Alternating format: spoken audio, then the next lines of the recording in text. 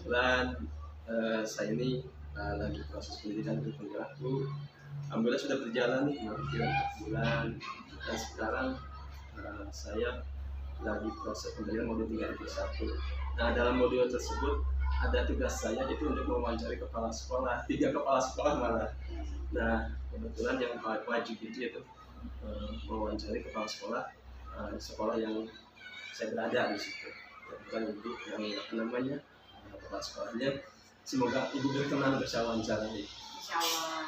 Kalau boleh tahu tentang apa nih? Nah, iya.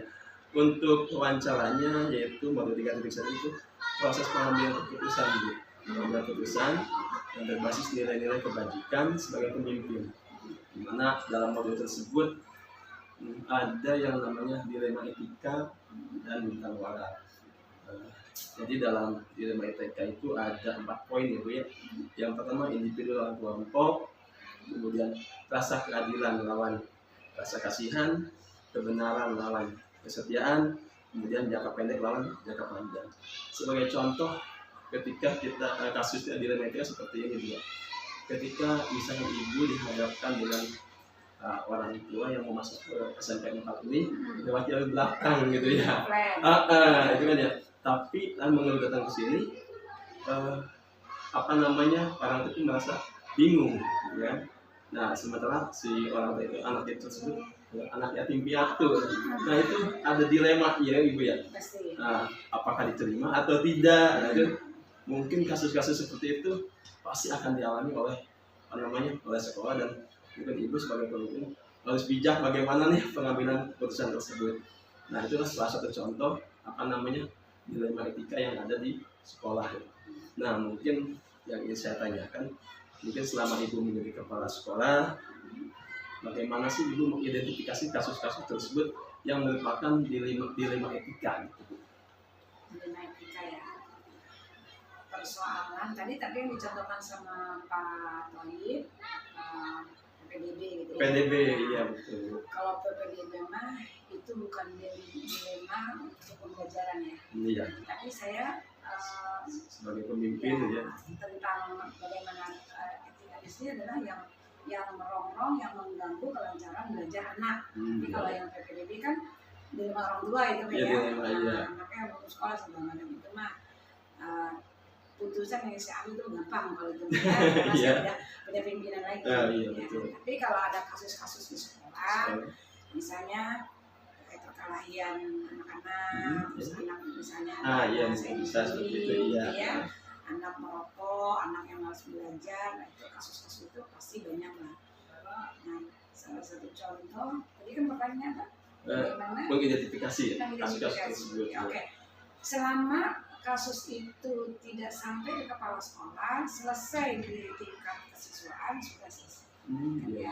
Jadi kita buatnya itu adalah persoalan kasus-kasus tentang kelancaran belajar anak-anak itu kita punya tim BK. Jadi dari anak-anak itu nanti wali kelas mengetahui kalau masih bisa selesaikan di tingkat wali kelas cukup. Tapi kalau agak berat nih harus ke BK, di BK selesaikan, dianggap cukup, ya. Tapi di BK, kalau BK itu kan nggak boleh memberikan sebuah punishment, sanksi nggak boleh. Kalau memang ini dirasakan oleh guru BK ini, maka kamu udah berulang nih kasusnya misalnya ya, harus diberikan sanksi. Nah, yang memberikan sanksi adalah wakil bidang kesiswaan. Pasti keluar surat itu kan ACC sekolah ya, udah cukup sampai situ. Iya, memang benar ya. Ketika kita dihadapkan dengan anak dilema, ada anak bermasalah, tapi bagaimana kalau itu ada masalah, masa depannya bagaimana? Jadi kita sebagai pemimpin mungkin bagaimana nih mengambil keputusan yang bijak, yang terbaik. Nah, alhamdulillah sih tadi udah prosesnya udah ibu jelaskan, saya mendapatkan sedikit penjelasan. Nah, selanjutnya selama ini ibu menjalankan pengambilan keputusan di sekolah, terutama untuk kasus-kasus dilema etika, atau bagaimana kalau misalnya ada 2 kepentingan yang memang sama-sama benar gitu ya, yang sama-sama mengandung nilai kebajikan. Kita ngambil keputusan A, bagaimana keputusan B, tapi sama-sama benar posisinya.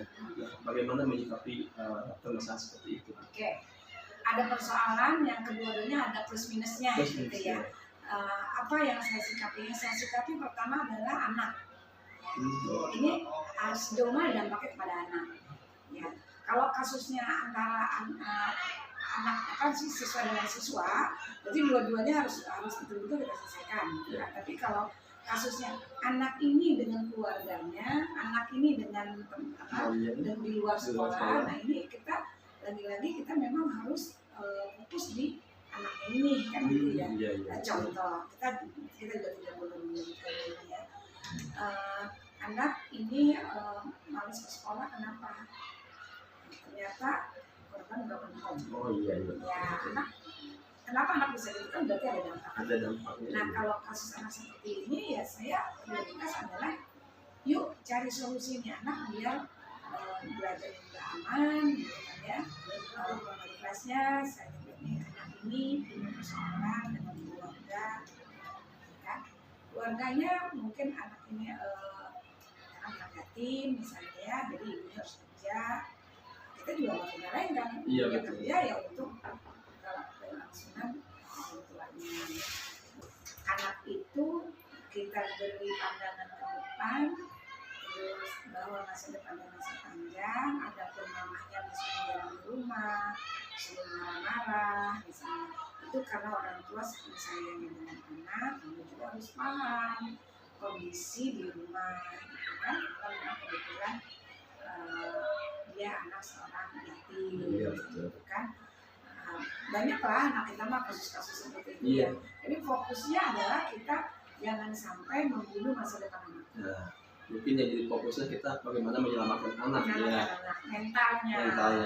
Makanya saya selalu menerapkan sama guru-guru BK, kita itu bekerja dengan hati. Iya betul. Tulus hati. Iya.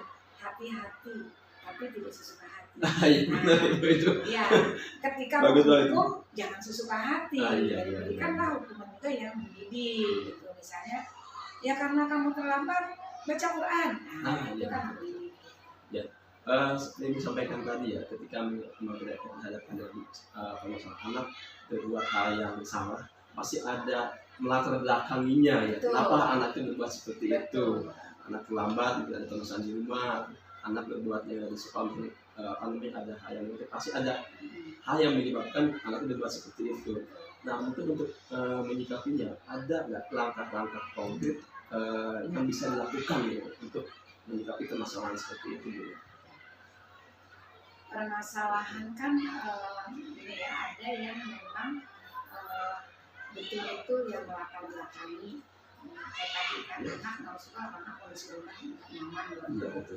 Tapi ada anak-anak tuh yang anak itu iseng gitu. Saya kan banyak ya. Butuh perhatian. Dari perhatian ya gitu. Iseng gitu. Nah contoh kejadian. Dia sebetulnya teman baik. Terus si temannya ini lagi nggak mood belajar. Terus temannya ngajakin bercanda. Kamu nggak mau bercanda gitu. Paksa. Akhirnya kan menjadi datang. Bagaimana menyelesaikan? Saya minta ke guru BK apabila ada kasus cari identifikasi masalahnya. Kan, jadi pertama harus identifikasi masalahnya. Masalahnya itu masalah ringan, sedang, atau berat. Kalau masalah ringan cukup dinasihati, diberi gambaran dampaknya, kan gitu ya. SMP masih bisa lah bicara seperti itu. Nah itu katakanlah sebuah peringatan yang satu lagi, tapi peringatan secara lisan, ya. Lalu kejadian lagi, misalnya ada anak itu BK lagi turun lagi kan, tidak lagi hanya menasihati, tapi panggil orang tuanya, kasih tahu nih anaknya melakukan pelanggaran, misalnya gitu ya, antara guru BK dengan waras bekerjasama saling mengetahui gitu.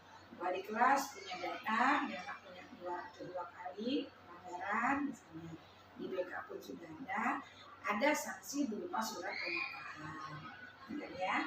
Surat pernyataan diketahui oleh mahasiswa, terus berlapis lagi, misalnya berarti udah berat, misalnya ini udah berlapis, ambil lagi orang tuanya.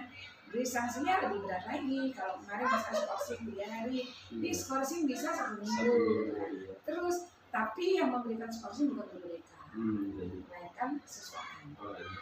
Jadi penanganan itu bertahap ya Bu ya, bertahap ya, tergantung anaknya berapa kali melakukan kesalahannya. Mungkin selama Ibu mengambil keputusan, adakah yang dianggap paling efektif dalam pengambilan keputusan menghadapi dilema etika itu ya, yang seperti apa?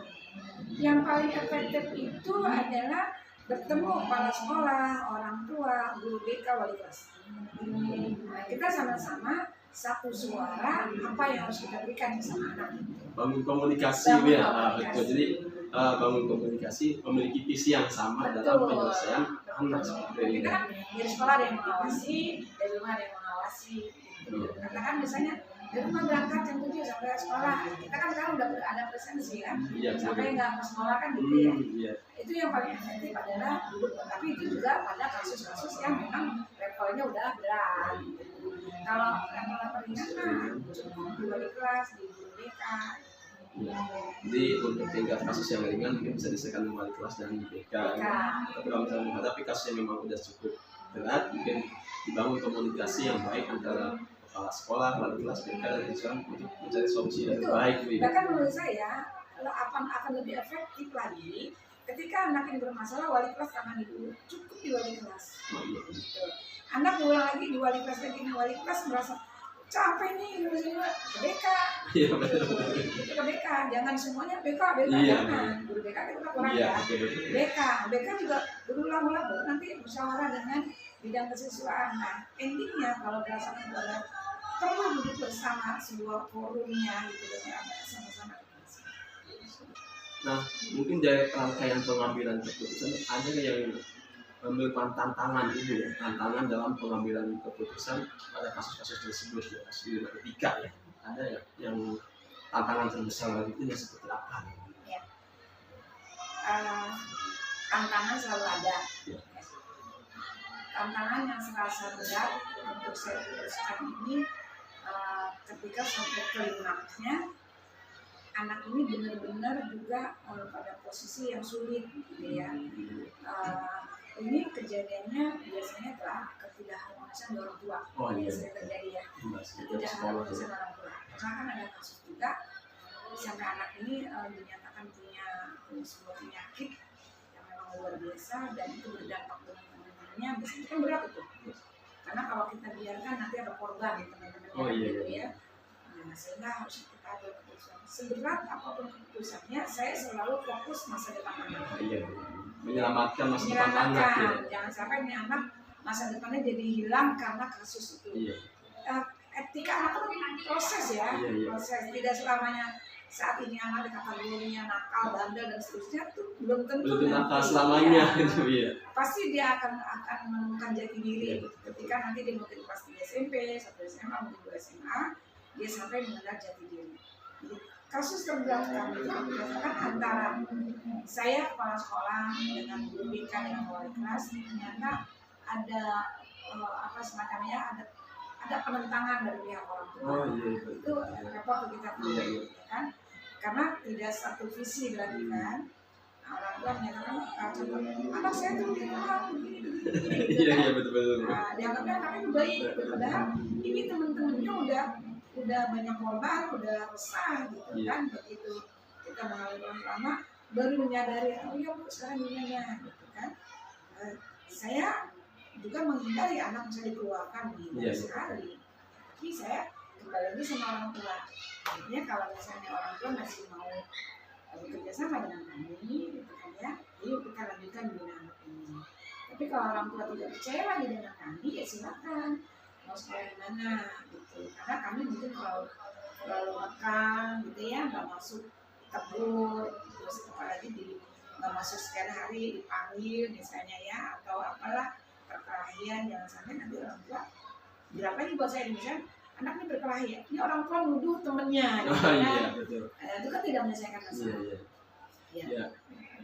ya mungkin ada ngerasa sayang orang tua itu suka Betul. berlebihan Bu ya, Betul, sehingga berlebihan. menutupi kesalahan anak ya. Betul. Padahal realitanya yang bentuk kesayangan itu tidak selamanya kita harus tutupi Betul, kesalahannya ya. Bu ya. Jadi harus sejalan. Ketika kita membina anak ya harus sejalan antara sekolah dengan Ya, orang tua. ya. Kalau sekolah ini loh ada fakta. Catatan 1, 2, 3 anak ini berulang kali. Nah orang tua tidak kurang merespon, bahkan berbalik nyalahin kita. Misalnya kan juga banyak kasus ini ya. Yang akhirnya berarti saya mau rumahkan nih anak, misalnya dia nggak menerima, saya tak mau anak gitu kan. Itu nanti kan ada pro kontra. Itu berat bagi saya. Bagaimana? Yang akan dibina kalau orang tua kooperatif. Jadi ketika sejalan dengan orang tua. Makanya yang pendidikan itu bukan hanya tanggung jawab sekolah ya Bu ya. Bukan. Sekolah, masyarakat, dan orang tua, keluarga orang tua. Jadi kita harus memiliki visi yang sama untuk masa depan anak. Betul. Kan satu lagi antara orang tua itu, maaf nih, orang tua yang ada di manapun ya. Kadang-kadang selaku orang tua tidak jujur dengan pihak sekolah. Ada kan yang gitu ya. Tapi saya seorang ibu sih paham, namanya anak pastilah yang melindungi. Tapi justru yang melindunginya kayak apa? Kalau ketika sekolah bertanya, Bu, benarkah anak ini pernah ada penyakit yang berat, gitu kan ya? Terus, oh nggak pernah sakit, anak ini sehat-sehat aja, gitu kan? Tapi Bu, ini ada kasus ini, kita sampaikan, tetap dia bilang sehat-sehat aja. Begitu finalnya kita, ini loh buktinya, gitu kan? Baru dia mengaminkan gitu ya. Oh iya benar, kan kita ya, kenapa sih mama nggak ada kemana-mana gitu kan? Biar cepat selesai. Biar cepat selesai, kita ambil solusi gitu kan. Kami juga apa yang ada pada anak ini kan disewan juga. BK itu nggak boleh menyampaikan ini anak pernah begini. Nggak akan, itu kerahasiaan ditutup. Nah, tadi cukup cukup banyak penjelasan dari Ibu. Mungkin ketika kita menyelesaikan sebuah permasalahan dilema etika, apakah Ibu memberikan menentukan sebuah jadwal tentatif atau memang situasional untuk penyelesaian kasus tersebut? Gini, kalau untuk mengembangkan etika yang baik, kita memang punya jadwal, artinya kebiasaan. Itu kan mengarah untuk anak tumbuh memiliki etika yang baik. Apalagi kita kan mereka ya, nilai-nilai Pancasila itu kita kembangkan. Artinya rutinitas ya, terjadwal tapi untuk rutinitas dengan kembangkan. Tapi untuk hal-hal tertentu mengenai penyelesaian etika anak, katakan karena kutip etika yang tidak atau kurang baik, itu nggak perlu jadwal itu ya. Situasional masalah langsung segera. Justru ada persoalan itu lebih cepat lebih baik. Betul.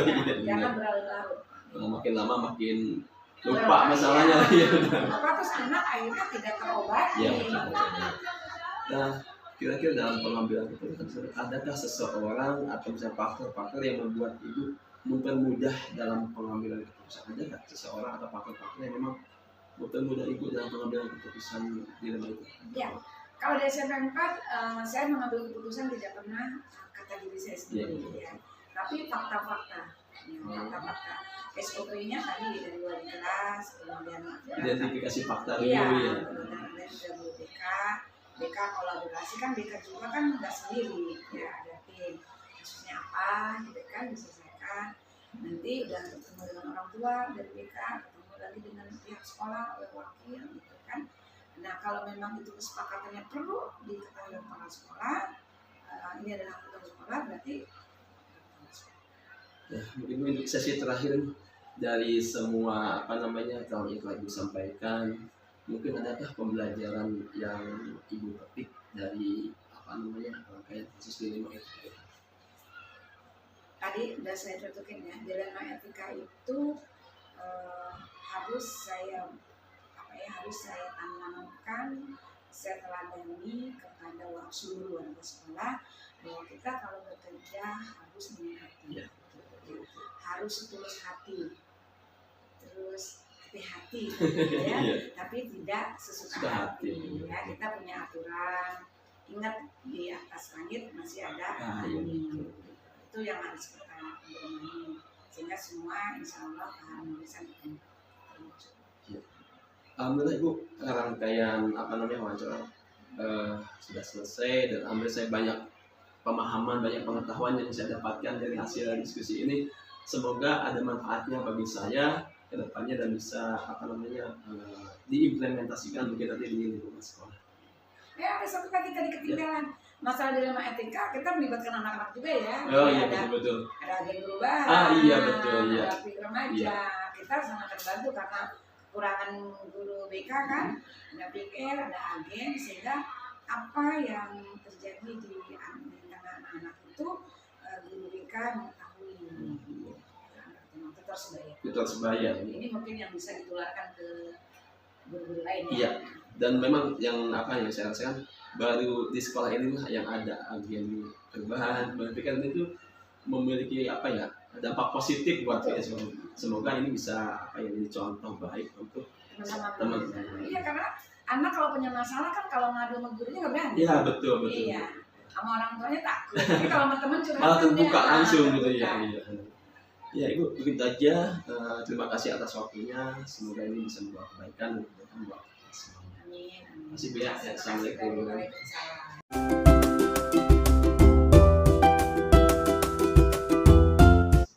Selamat sore Bu. Selamat sore.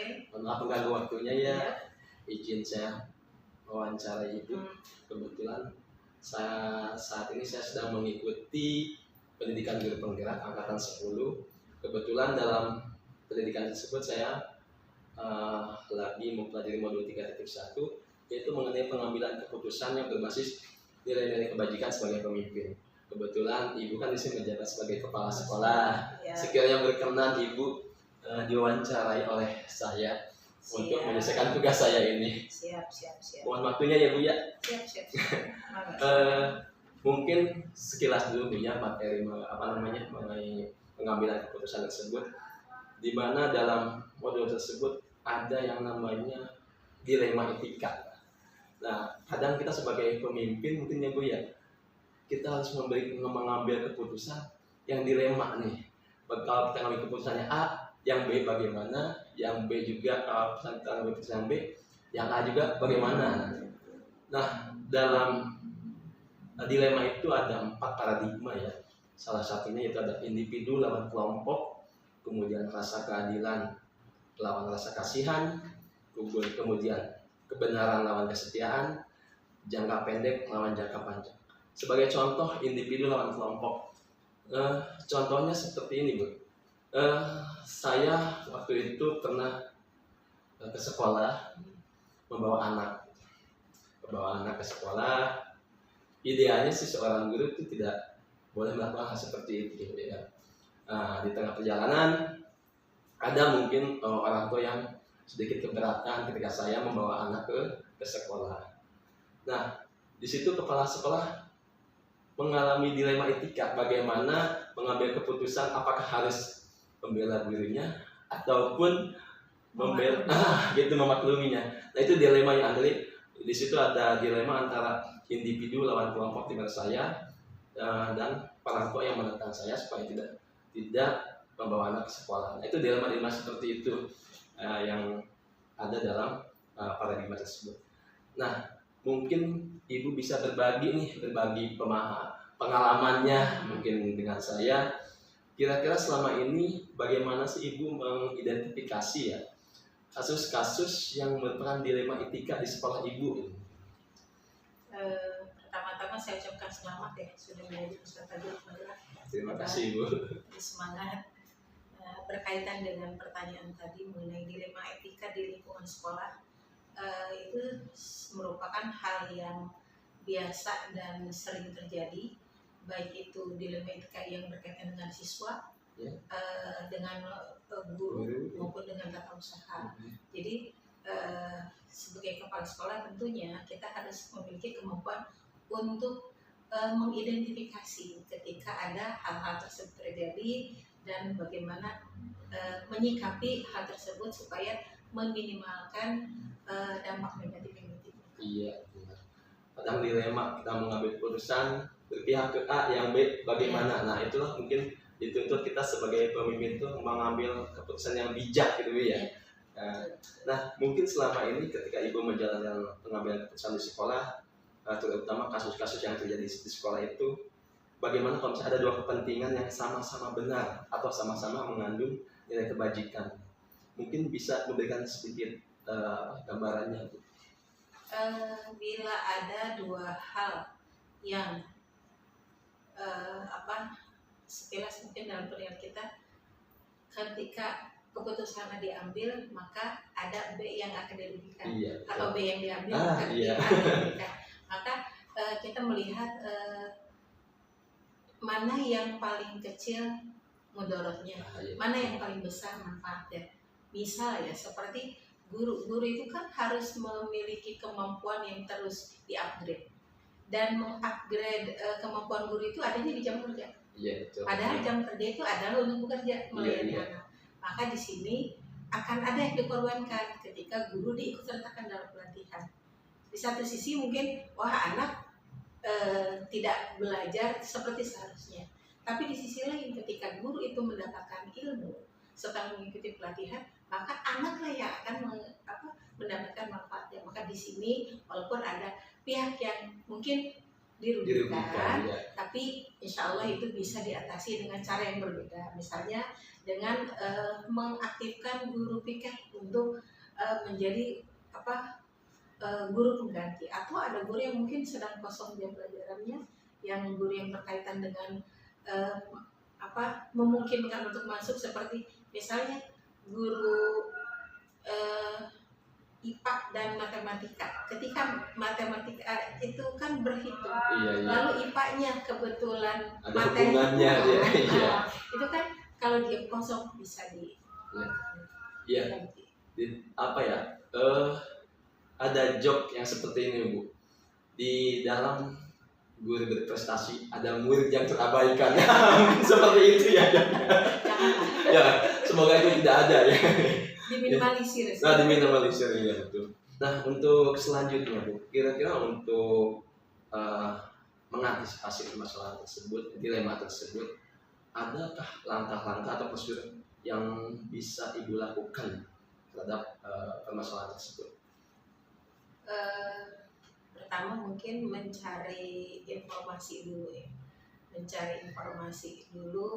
terkait dengan hal dimaksud, lalu kita identifikasi nih plus minusnya. Kalau kita mengambil keputusan A, plusnya apa, minusnya apa, B, plusnya apa, minusnya apa.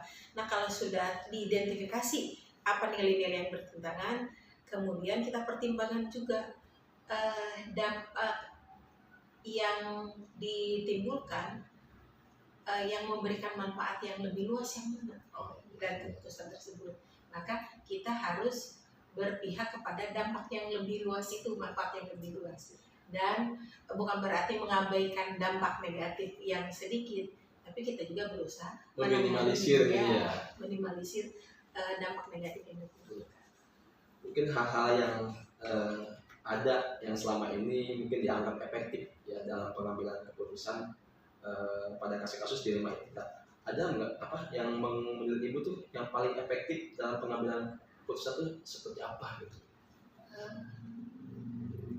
Yang jelas sih komunikasinya harus baik antara kita sebagai pimpinan juga dengan mereka yang berkaitan dengan pelaku dari dampak etika ini. Komunikasi yang baik, akar permasalahannya dicari, solusinya dicari, dan dibicarakan bersama. Komunikasi yang baik itu mungkin akan bisa menghasilkan solusi terbaik ya Bu ya. Betul, apapun masalahnya, yang jelas komunikasilah dibangun gitu. Betul. Nah, hal-hal apa saja yang mungkin dalam pengambilan keputusan itu ada yang merupakan tantangan? Ada nggak yang selama ini merupakan tantangan terbesar ya dalam pengambilan keputusan itu dalam dilema etika seperti apa? Tantangannya mungkin pandangan dari pihak luar yang tidak terlalu memahami dari dilema etika tersebut. permasalahannya ya Iya, Pak. seperti misalnya pandangan orang tua ketika guru tidak ada. Itu tentunya akan menimbulkan komplain dari orang tua, kenapa gurunya tidak ada. Tapi kita juga berupaya memberikan pemahaman, kan ada grup Iya. orang tua ya. Iya, betul. Kita komunikasikan dengan baik, mengapa guru tersebut tidak ada, apa langkah yang dilakukan oleh sekolah untuk menangani seperti itu. Iya. Mungkin yang orang tua tahu ketika gurunya tidak ada itu guru malas mengajar gitu, Iya. padahal ada tugas lain yang memang tidak bisa ditinggalkan ya Bu ya. Betul. Iya. Nah, melihat kasus tersebut ya, Bu ya, apakah Ibu memiliki jadwal tertentu dalam sebuah penyelesaian kasus ya? Apakah ketika ada sebuah kasus dilema etika, apakah diselesaikan pada saat itu juga, atau menunggu hari atau penjadwalan untuk penyelesaian? Bagaimana bentuk dan prosedur untuk menyelesaikan dilema etika tersebut? Dilema etika itu ada yang sifatnya spontan, ada yang sifatnya memang sudah terplanning. Kalau yang sudah terplanning, kita sudah jauh-jauh hari bisa mengantisipasi. Misalnya seperti untuk tahun ini sudah ada pemberitahuan dari Dinas Pendidikan, bulan September akan ada kegiatan peningkatan mutu guru mata pelajaran. Iya. Dan itu kan sudah terplanning. Kalau itu sampai waktunya tiba di bulan September, nah ada guru yang terpaksa misalnya meninggalkan kelas, itu kita sudah mengantisipasi jauh-jauh hari. Tapi untuk hal-hal yang sifatnya spontan, maka penanganan pun spontan. Iya, betul. Berarti fleksibel aja Bu ya, Fleksibel, iya. menyesuaikan kasus yang terjadi di situ ya. Nah, melihat kasus dilema etika yang rentan terjadi di sekolah dan pasti akan terjadi, dan apalagi sebagai kepala sekolah memang harus dituntut mengambil kebajikan atau kebijakan yang memang terbaik untuk semuanya. Kira-kira apakah adakah seseorang atau faktor yang selama ini mempermudah Ibu dalam membantu pengambilan keputusan tersebut gitu? Kita kan ada yang namanya komite sekolah. Kemudian karena ini sekolah swasta, ada juga atasan kita ya, yayasan. Lalu ada juga pengawas pendamping alias istilahnya dari Dinas Pendidikan. Maka bila sekiranya diperlukan ada dilema etika yang memerlukan konsultasi ke pihak luar, maka pihak-pihak tersebutlah yang kami mintai pendapat. Berarti stakeholder yang ada hubungannya dengan pendidikan kita ajak komunikasi untuk menyelesaikan permasalahan dilema etika tersebut ya. Mungkin dari semua hal yang disampaikan oleh Ibu, saya mulai tercerahkan nih. Kira-kira pembelajaran apa yang Ibu petik dari setiap kasus atau setiap dilema etika itu dalam setiap pengambilan keputusan? Seperti yang tadi sudah disampaikan, komunikasi. Jadi komunikasi itu merupakan kunci dari segala pemecahan masalah ya di setiap kasus, baik itu yang berkaitan dengan siswa, guru maupun tata usaha. Iya benar. Sebenarnya ketika kita menghadapi masalah yang berat, ketika dikomunikasikan dengan baik, pasti akan terasa enteng. Iya. Tapi lain halnya ketika kita menghadapi masalah yang ringan, tapi komunikasinya tidak berjalan dengan baik, ya mungkin dia akan masalah yang berat ya. Betul. Jadi komunikasi itu nomor uno. Iya. Alhamdulillah Ibu sudah selesai rangkaian pertanyaannya. Terima kasih atas waktunya dan semoga ini ada manfaatnya bagi saya, dan saya juga banyak hal yang saya dapatkan dari dari hasil wawancara ini. Semoga kedepannya saya bisa lebih bijak lagi kalau misalnya seorang pemimpin. Terima kasih Ibu ya atas waktunya.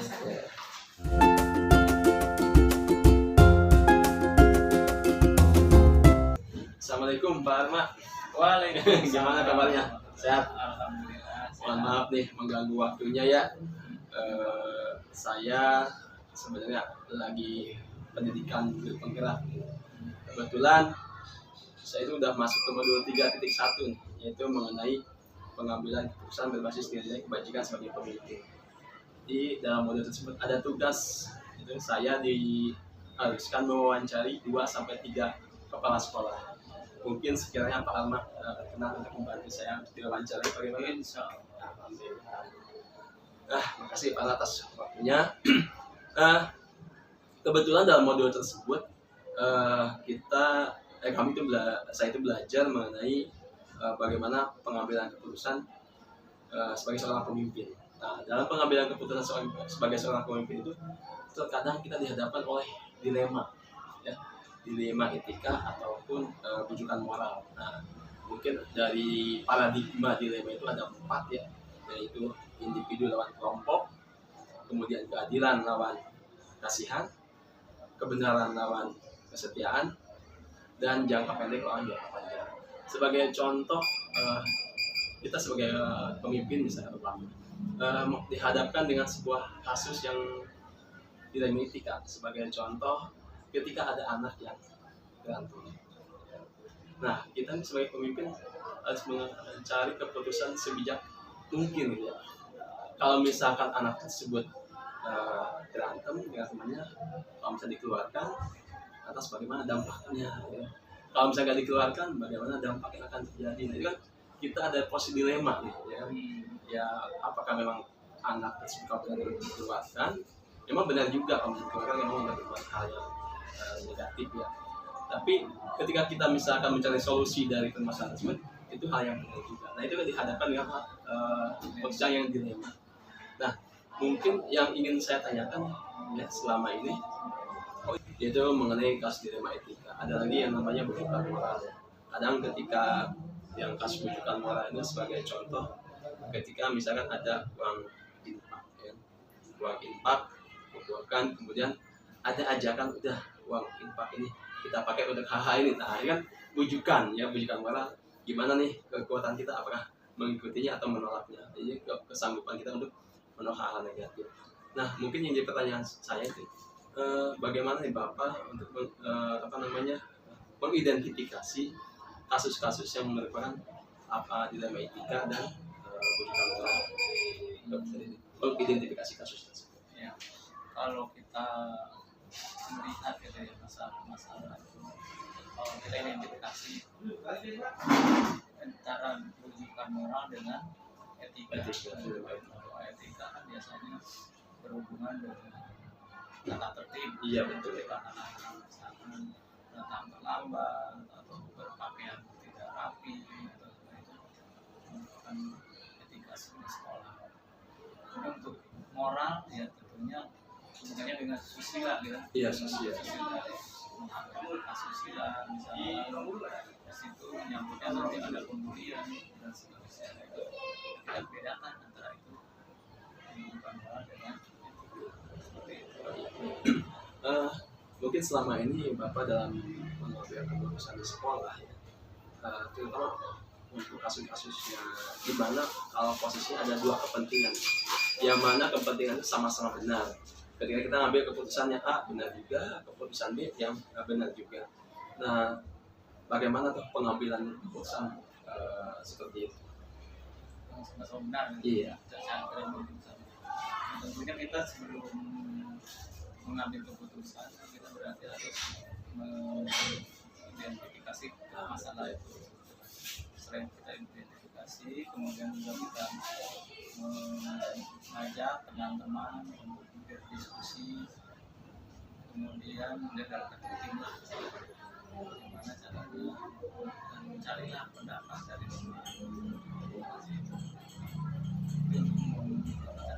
Untuk mengambil keputusan ya. keputusan dua kepentingan ya. Iya. Jadi ada kesepakatan itu. Iya, betul. Yang iya itu dia. kita mendapatkan keputusan yang Oh iya. Jadi salah satunya kita identifikasi dulu ya fakta-faktanya, kemudian komunikasi mana yang yang mudaratnya lebih kecil lah mungkin ya kita ambil dan mungkin kita ambil keputusan karena memang kadang sebagai pemimpin tidak bisa menyenangkan semua orang ya, tapi keputusan tetap harus diambil. Nah, mungkin langkah-langkah apa sih yang bisa Bapak lakukan dalam menyelesaikan masalah selama ini berjalan? Nah, makanya yang tadi dengan cara pertama, misalkan contoh mengatasi kegiatan diantaranya tadi ada anak yang masalah anak asusila misalnya. Oh, iya. Nah, itu kan kita harus cari buktinya dulu. cari bukti, kemudian juga kita kumpulkan teman-teman kita, diskusi masalah yang tadi itu, kemudian panggil juga orang tuanya, kemudian juga nanti cari keterangan, dan baru terakhir dari solusi kesepakatan bagaimana biar semuanya menerima dan kita bisa menyelesaikan. Jadi langkahnya mungkin awal kita cari dulu faktanya, dari kebenarannya apakah benar itu masalah tersebut terjadi atau tidak, atau hanya sebatas fitnah atau bagaimana itu. Setelah terjadi pengumpulan fakta-fakta, baru dibangun komunikasi untuk mencari solusinya. Nah, ada nggak apa namanya yang selama ini yang dianggap paling efektif dalam pengambilan keputusan pada kasus-kasus dilema ini seperti itu? Paling efektif kalau saya sih biasanya kalau ketika ada masalah, ya kan, ketika ada masalah ya harus langsung ditanggapi langsung. Kalau Cepat tanggap ya. kalau dilama-lamain malah terjadi masalah lagi kan, masalah baru. Iya. Jadi kita harus cepat-cepat ditanggapi, kemudian dicari masalahnya apa, kemudian solusinya bagaimana. Jadi ketika menghadapi sebuah permasalahan apapun itu masalahnya harus segera diselesaikan, jangan sampai nanti malah melebar kemana-mana. Nah, ketika dalam pengambilan keputusan pasti ada yang namanya tantangan. Mungkin ada tantangan terbesar dalam pengambilan keputusan pada kasus dilema etika yang selama ini tantangan apa? Tantangannya paling perbedaan pandangan itu tantangannya. Tapi walaupun seperti itu namanya manusia tapi harus disatukan antara pandangan disatukan Satu visi ya. Iya, dengan alasan harus sama tujuannya untuk apa? Misalkan untuk menyelesaikan anak-anak, bagaimana anak-anak biar nanti terus bisa sekolah lanjut, kemudian bisa juga masalahnya selesai, ya harus kesepakatan. Iya. Berarti yang ditantangan itu untuk menyamakan persepsi nih, ya, persepsi ya, kesepakatan. Memang itu sebuah sebuah tantangan terbesar karena yang namanya manusia itu kadang dua pemikiran yang berbeda gitu. Nah, ketika Bapak menyelesaikan sebuah kasus dilema etika, apakah memiliki jadwal tertentu atau sesuai prosedur atau memang di tempat itu juga diselesaikan? Tentu kalau untuk etika ya, itu kita punya proses, punya Tahapannya. Kalau punya etika, anak-anak berasal etika ya, dengan cara pertama misalkan lihat dulu apa permasalahannya, kemudian berikutnya diidentifikasi, kemudian dipanggil orang tuanya, nanti bisa kerjasama, saling mendidik, istilahnya anak-anak bersama-sama kita hidup bagaimana. Nah, lanjut ketika dalam pengambilan keputusan, apakah ada seseorang yang membantu atau mempermudah atau faktor-faktor memang yang mempermudah proses pengambilan keputusan itu ada? Ya tentu ada Pak, karena kita nggak bisa bekerja sendiri. Nah, iya betul. Ya, apalagi di sekolah ada BK, Siswaan, ada wali kelas, nah itu semuanya kita ajak, mulai pasti kan guru BK itu lebih tahu. Iya betul. Karena dia sering istilahnya dengan anak-anak konseling, sering ngobrol dan sebagainya. Nah, kita ajak tim itu sehingga nanti bisa mempermudah. Iya betul. Ya mungkin salah satunya yang tugas pendidikan itu memang bukan hanya tema sekolah ya Pak ya. Tugas pendidikan itu ya sekolah, ya keluarga, ya juga masyarakat. Ya. Jadi faktor itu memang berguna untuk dalam pengambilan keputusan ada sebuah kasus. Ya. Untuk pertanyaan terakhir Pak, dari semua hal yang telah disampaikan, mungkin adakah pembelajaran yang bisa dipetik dari pengalaman dalam pengambilan keputusan dilema etika tersebut. Yang bisa dipetik ya dari kegiatan itu tentu banyak ya. Yang terutama yang paling krusial itu bahwa kita harus menyadari dan mungkin namanya di tempat pendidikan, tempat sekolah, dan problemnya itu ternyata banyak, anak-anak bermacam-macam karena beda latar belakang. Betul. Karena lingkungan juga mempengaruhi. Yang jelas kita harus memahami keadaan seperti itu sehingga bisa kita mengatasi semuanya seperti itu. Yang jelas mungkin kita sebagai pendidik atau lingkungan pendidik harus memahami sosialnya, budayanya, apalagi kota Bekasi, ke belakang yang apalagi kota Bekasi yang multikultural ya, dan jadi kita memang ya mungkin itu pelajaran yang bisa kita petik, harus memahami sosial atau Itu yang paling mendasar Pak. Iya Pak. Ya mungkin itu aja Pak Ahmad yang ingin saya tanyakan. Alhamdulillah sih banyak pertanyaan, banyak pengetahuan yang saya dapatkan dari diskusi kali ini. Semoga yang saya dapatkan itu bisa diimplementasikan. Amin. Dan bisa memberkah buat kita semua. Buat saya juga nambah.